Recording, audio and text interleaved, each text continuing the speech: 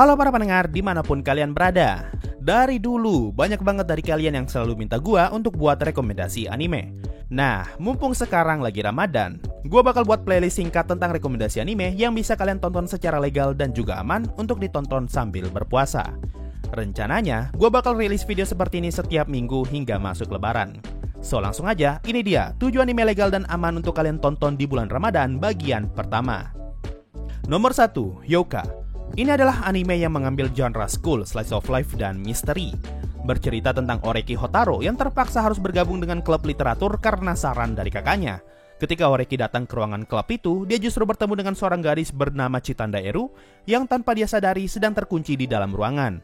Dari sini Chitanda pun penasaran kenapa dia bisa terperangkap tanpa dia sadari sama sekali. Dan disinilah nilai jual Hyouka. Oreki yang adalah MC akan bertugas sebagai detektif dan menyelesaikan semua pertanyaan yang mayoritas bermunculan dari si Chitanda ini. Kalau kalian suka anime yang pacingnya lambat dan membuat kalian bertanya-tanya, anime ini akan sangat gua rekomendasikan. Tapi kalau kalian mengharapkan cerita yang penuh komedi, romansa anak muda yang manis, ataupun keseruan ketika menyelesaikan kasus, mending jangan nonton Hyouka karena kalian bakalan ngantuk. Atau bisa aja nih, kalian gunakan Hyouka sebagai obat tidur sambil menunggu buka puasa. Anime ini bisa kalian tonton secara legal di channel YouTube Muse Indonesia. Saran gua, jangan nonton episode OVA-nya karena itu adalah episode fan service yang berarti tidak aman untuk ditonton pada saat berpuasa. Hyouka, television animation wa goran no jikan de housou kaishi. Nomor kedua, My Roommate is a Cat. Ini adalah anime dengan genre slice of life plus komedi. Anime ini bercerita tentang Mikazuki Subaru yang hidup sendirian ditemani kucing peliharaannya bernama Haru. Kalau kalian suka anime seperti Seitokai Ichizon dan Skate Dance yang mayoritas latarnya berada di satu tempat yang sempit, maka kalian juga pasti bakalan suka anime ini karena sebagian besar hanya berfokus di dalam rumahnya Mikazuki. Nah, yang jadi nilai jual utama dari anime ini adalah pembagian perspektif antara Haru dan Mikazuki. Jadi, setengah episode akan bercerita dari sudut pandang Mikazuki menjalani harinya, sedangkan setengah episodenya lagi akan bercerita tentang sudut pandang Haru yang juga menjalani kehidupan yang sama dengan pemiliknya. Dari sini, kalian bakal melihat kalau Haru adalah sosok heroin yang sangat manis, padahal dia hanyalah seekor kucing. Saat ini, anime My Roommate is a Cat lagi ongoing di channel Muse Indonesia. 一人と一匹、僕らは家族になっていく。テレビアニメ、同居人は膝、時々頭の上。2019年、放送開始。 Ketiga, Gakuen Babysitters. Masih dengan anime bergenre slice of life, tapi kali ini dengan bonus genre shoujo dan komedi. Kenapa anime ini bisa masuk kategori shoujo? Karena ceritanya yang bisa dibilang sangat manis, sehingga lebih cocok untuk target penonton perempuan muda. Anime ini bercerita tentang kakak beradik bernama Ryuichi dan Kotaro yang secara tiba-tiba diasuh oleh nenek bernama Morinomiya Yoko. Singkat cerita, fokus anime ini akan berada di kakak beradik itu yang akan menjadi bagian dari klub pengasuh anak. Nilai jual animenya ada di tingkah lucu semua karakter balitanya yang benar-benar menarik untuk ditonton.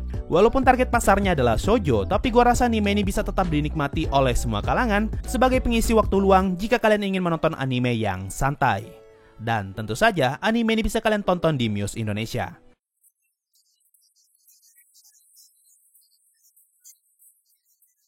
Keempat, God of High School. Untuk genre anime ini, menurut gua murni action. Ini adalah anime yang bercerita tentang kisah hidup Jin Mori sebagai anak SMA yang mengikuti turnamen bela diri terbesar antara anak SMA bernama God of High School. Gue pribadi tidak begitu tertarik dengan ceritanya karena secara keseluruhan kalian akan sadar kalau ada banyak bagian yang terkesan dipercepat, sehingga gue cukup yakin akan banyak muncul pertanyaan di kepala kalian. Tapi nilai jual anime ini memang bukan di ceritanya. Ini adalah anime yang gue sebut sebagai anime cuci mata dikarenakan eksekusi scene pertarungannya yang sangat bagus. Transisi antar scene-nya, penggunaan angle bertarung yang unik, dan penggambaran ketika mereka bertarung sangatlah kreatif. Pokoknya, kalau kalian nonton God of High School, cukup fokus ke actionnya aja dan abaikan story-nya. Dijamin kalian bakalan puas. Dan tentu saja, anime ini ada di channel Muse Indonesia.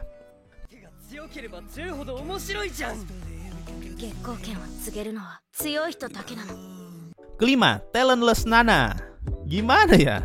Anime ini bisa dibilang cukup banyak kekurangannya, dan gua tahu banyak yang malas nonton anime ini. Tapi percaya sama gua, kalau kalian suka genre misteri yang agak ngawur dan pengen nonton anime yang nyebelin tapi sekaligus buat penasaran, maka Talentless Nana bakalan jadi tontonan yang menarik. Untuk sinopsisnya, secara simpel, ini adalah anime yang memiliki konsep seperti game Among Us yang berarti ada pembunuh di antara mereka. Selebihnya nggak bisa gue jelasin karena bakalan jadi spoiler. Nah, menurut gue nilai jual utama dari anime ini ada di perjuangan karakter utamanya. Di awal kalian mungkin bakalan dibuat kesal dengan karakter utamanya, tapi semakin kesini, kalian justru bakal dibuat semakin mencintai karakternya. Dan sekali lagi, anime ini bisa kalian tonton secara legal di Muse Indonesia.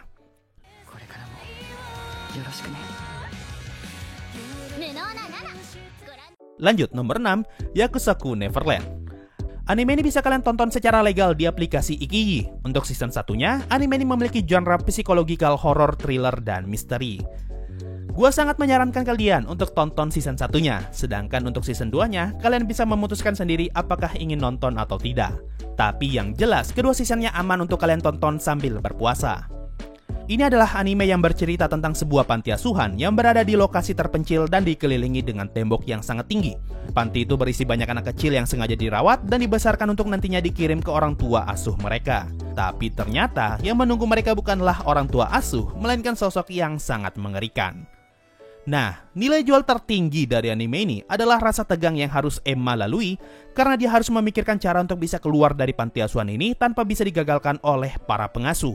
Selain itu, anime ini juga memiliki genre misteri yang benar-benar menarik karena kita diperlihatkan betapa pintarnya anak-anak ini dalam membuat sebuah rencana.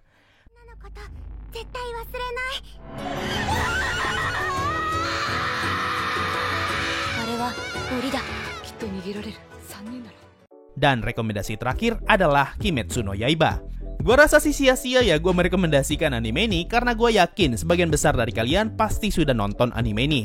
Tapi mungkin saja di antara kalian ada yang belum tahu kalau anime ini bisa kalian tonton secara legal di aplikasi Ikiyi. Ini adalah anime yang memiliki genre action, shonen, dan demons. Kalau kalian suka anime buatan Ufotable, kalian dijamin bakalan suka Kimetsu no Yaiba karena anime ini dibuat oleh Ufotable juga, sehingga membuat penggambaran animenya sangatlah cantik apalagi di episode 19. Anime ini bercerita tentang Tanjiro dan Nezuko yang terpaksa harus bertarung menghadapi para iblis setelah keluarga mereka dibantai oleh sosok tak dikenal. Hal ini menyebabkan Nezuko berubah menjadi iblis dan Tanjiro mau tidak mau harus menjadi seorang pemburu iblis untuk memburu sosok yang menyebabkan keluarganya terbunuh. Ceritanya bisa dibilang simpel, tipikal anime dengan tema pemburu iblis seperti Aono Exorcise dan Sousei no Onmyoji. Tapi karena dibalut dengan gambar yang cantik, benar-benar ngebuat pengalaman menonton anime ini jadi sangat nikmat. Apalagi anime ini punya 26 episode yang tentu akan sangat cocok untuk digunakan menghabiskan waktu sambil ngabuburit menunggu buka puasa.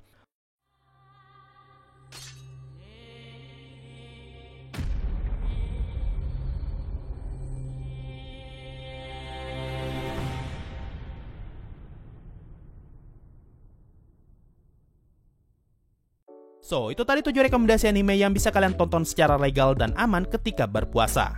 Sekarang enak ya, dulu yang namanya anime legal itu udah kayak mitos bagi para pengguna internet. Jadi ketika ada yang menyarankan untuk nonton legal, rata-rata orang bakalan skeptis dan sudah malas duluan karena tahu betapa ribetnya nonton legal. Entah itu harus beli versi Blu-ray-nya atau harus langganan di Animax. Dan semua opsi itu sudah pasti berbayar. Tapi sekarang sudah banyak platform yang menyediakan tontonan secara gratis dan sangat simpel untuk bisa kita akses. Jadi alangkah baiknya kita mendukung mereka. Karena kalau mereka semakin besar, tentu kita juga sama-sama diuntungkan. Siapa coba yang mengira kalau kita bisa menonton anime ongoing secara simulkas bersamaan dengan rilisnya anime itu di Jepang? Padahal dulu kalau kita nonton lewat Animax, kita harus menunggu sekitar 2 musim setelah anime itu tayang di Jepang untuk bisa kita tonton di TV kita. Oke lah, mungkin itu saja untuk video kali ini. Makasih semua yang sudah mendengarkan sampai di titik ini. Sampai jumpa di video berikutnya. Dan bye-bye. Oke, buat kalian yang nunggu sampai sekarang, video kali ini nggak ada sawerianya karena nggak ada yang nyawer. Oke lah, bye-bye.